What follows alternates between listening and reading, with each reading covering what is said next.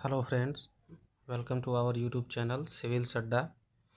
आज हम लोग बीपीएससी के मेंस के सिलेबस को डिकोड करेंगे। तो सबसे पहले अपना शुरुआत हम लोग जीएस वन के सेक्शन वन से करते हैं, जिसमें कि हम लोग देखेंगे कि यहाँ पर सेक्शन वन में करीब 3 से 5 सवाल के आसपास वहाँ पर पूछे जा रहे हैं।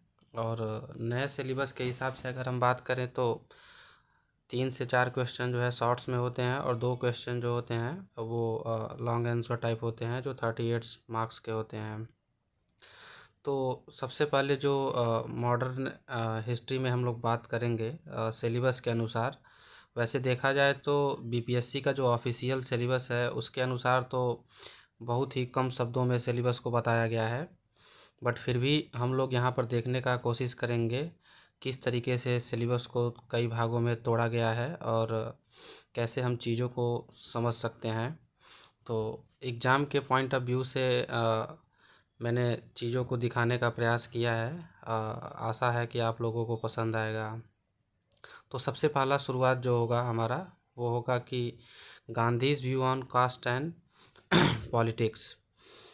तो गांधी जी का जो सत्याग्रह को लेकर और रिलीजन को लेकर क्या उनका व्यू था, गांधी जी को अब यहाँ पर हम लोग ये देखेंगे कि गांधी जी का मोटी मोटा एक क्या एस्पेक्ट रहा है पूरे इंडियन नेशनल मूवमेंट को लेकर। तो गांधी जी का एक पूरा कंट्रीब्यूशन ही हम लोग यहाँ पर देखेंगे, क्योंकि प्रॉपर सिलेबस में ये गांधी, नेहरू और रविंद्रनाथ टैगोर के बारे में हमें बताना होगा पूरी तरीके से। तो गांधी जी का कंट्रीब्यूशन चंपारण से लेके सिविल डिसोबिडियंस मूवमेंट और क्विट इंडिया मूवमेंट, इन सारी जगहों में उनका क्या क्या योगदान रहा है हम उनको अच्छी तरीके से देखने का प्रयास करेंगे। फिर दूसरा जो टॉपिक की ओर हम लोग बढ़ेंगे वो होगा नेहरू ऑन सोशलिज्म। अब नेहरू ऑन सोशलिज्म के आगे हम कई चीज़ें जोड़ सकते हैं, नेहरू ऑन सोशलिज्म, सेक्युलरिज्म और नेहरू का कंट्रीब्यूशन जो इंडियन नेशनल मूवमेंट में रहा, उसको हम देखेंगे। फिर रविंद्रनाथ टैगोर का जो कंट्रीब्यूशन था नेशनलिज्म की तरफ, या उनके कुछ ऐसी रचनाएं हैं जो हमारे नेशनलिज्म को बढ़ावा देने में सहायता साबित हो सार्थक होती हैं, उसको हम लोग देखेंगे। फिर कभी कभी ऐसे क्वेश्चन बन जाते हैं कि पॉलिटिकल एंड आइडियोलॉजिकल डिफरेंसेस होते हैं, जैसे कि ज़्यादातर हमें क्वेश्चन देखने को जो मिलते हैं गांधी और अंबेडकर के आसपास ऐसा होता है, लेकिन फिर भी हम प्रयास करेंगे गांधी, अंबेडकर, गांधी, नेताजी सुभाष चंद्र बोस एंड गांधी एंड सावरकर, इन तीनों लोगों का जो पॉलिटिकल एंड आइडियोलॉजिकल डिफरेंसेस होता है ये कभी कभी शॉर्ट्स में और लॉन्ग में भी पूछे जाने का ज़्यादातर संभावना होता है।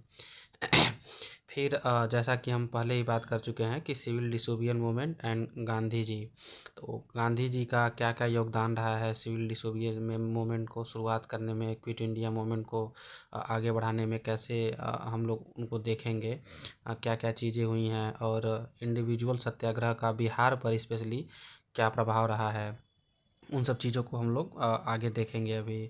फिर यहाँ पर सिलेबस का एक बहुत ही प्रमुख बिंदु है ट्राइबल रिवोल्ट। ट्राइबल रिवोल्ट में मोटी मोटा करीब हम बिहार की बात अगर करें, बिहार बीपीएससी की बात करें, तो वहाँ पर 3 ट्राइबल रिवोल्ट के बारे में हम लोग देख सकते हैं। पहला तो होगा संथाल, दूसरा है बिरसा मुंडा, और तीसरा एक आता है चौर रिवोल्ट। चौर रिवोल्ट तो खैर छोटा सा है, कभी कभार शॉर्ट्स में आ जाएगा, लेकिन मुख्य रूप से हम दो रिवोल्ट जो होते हैं ट्राइबल रिवोल्ट हैं, उनके बारे में हम लोग क्वेश्चन ज़्यादातर देख सकते हैं, संथाल और बिरसा मुंडा। फिर जो सबसे महत्वपूर्ण बिहार के लिए होता है वो है 1857 का रिवोल्ट और उसके कॉजेस और उसके क्या क्या कॉन्सिक्वेंस रहे हैं, और स्पेशली बिहार के परिप्रेक्ष्य में भी इनको हमें तैयार करना है काफ़ी अच्छे से। फिर अगला जो हमारा टॉपिक होगा वो होगा spread of western education from 1813 to 1947। कभी कभी ऐसा भी आ जाता है spread of western education in colonial era. तो ये दोनों टाइप के जो क्वेश्चन होंगे हम एक ही तरीके से देखेंगे। अगर 1813 से 1947 का अगर हम तैयार कर ले रहे हैं तो हमारा उसमें मोटी मोटा सारा चीज़ कवर हो जाता है, और ये अक्सर क्वेश्चन हर एक साल के गैप में ये चीज़ें आती रहती हैं। फिर बिहार के हिस्ट्री में अगर हम बात करें तो जयप्रकाश नारायण जो जेपी थे, जेपी मूवमेंट चला है, आज़ाद दस्ता उनका था, टोटल रिवॉल्यूशन के नाम पर वो 1974-75 के आसपास वो चलाए थे अपना। तो ये काफ़ी अहम भूमिका निभाते हैं क्विट इंडिया मूवमेंट के आसपास। फिर एक पीजेंट मूवमेंट जो होता है वो बहुत उसका अच्छा योगदान रहा है बिहार के परिप्रेक्ष्य में। तो ये काफ़ी महत्वपूर्ण टॉपिक बन जाता है। तो उसमें सबसे जो महत्वपूर्ण इंसान थे वो थे हमारे स्वामी सहजानंद सरस्वती जी। स्वामी सहजानंद सरस्वती जी किसान जो प्रोविंशियल किसान सभा था उसका निर्माण इन्होंने किया था। ऑल इंडिया किसान संगठन का इन्होंने ये निर्माण किया था और उसके पहले प्रेसिडेंट भी रह चुके हैं। फिर उसके बाद से कई सारी ऐसी रचनाएं हैं, बर्खास्त मूवमेंट।